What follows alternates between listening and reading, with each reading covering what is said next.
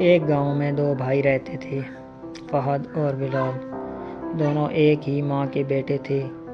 بچپن میں اکٹھے کھیلا کرتے، اکٹھے کھاتے اور ایک دوسرے کے بغیر اداس ہو جاتے۔ لیکن وقت نے سب کچھ بدل دیا۔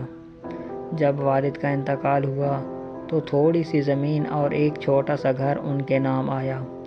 فہد پڑھ لکھ کر شہر چلا گیا اور وہاں نوکری کے بعد ایک کامیاب بزنس مین بن گیا۔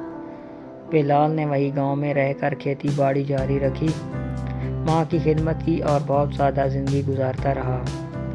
کئی سال گزر گئے، فہد کے پاس بڑی گاڑیاں، کوٹھیاں، نوکر چاکر ہو گئے، لیکن وہ کبھی پلٹ کر نہ آیا۔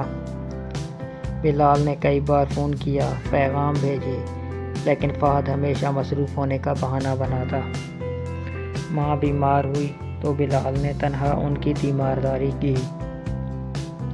ماں کے انتقال کے بعد بلال نے بھائی کو اطلاع دی، لیکن فہد تب بھی نہ آیا، صرف پیسے بھیج دیے۔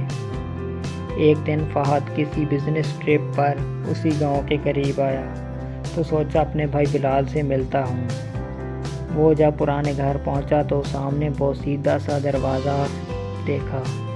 اس کے اندر داخل ہوا تو بلال ایک کاٹ پر بیٹھا آسمان کی طرف دیکھ رہا تھا، آنکھوں میں نمی لیے۔ فہد نے کہا، کیسے ہو پیارے بھائی؟ بلال نے مسکرا کر کہا، تم آ گئے؟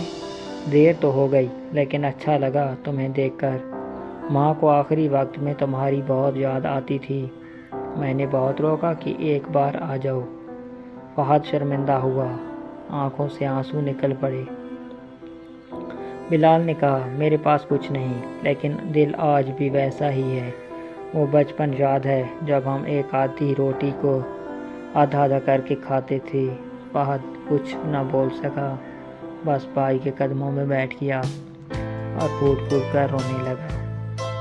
کہانی کا سبق: رشتے دولت سے نہیں، وقت اور محبت سے نبھائے جاتے ہیں۔ اگر آپ کا کوئی قریبی انسان آپ کا انتظار کر رہا ہو تو اس لمحے کو مت گنواؤ، کل بہت دیر ہو سکتی ہے۔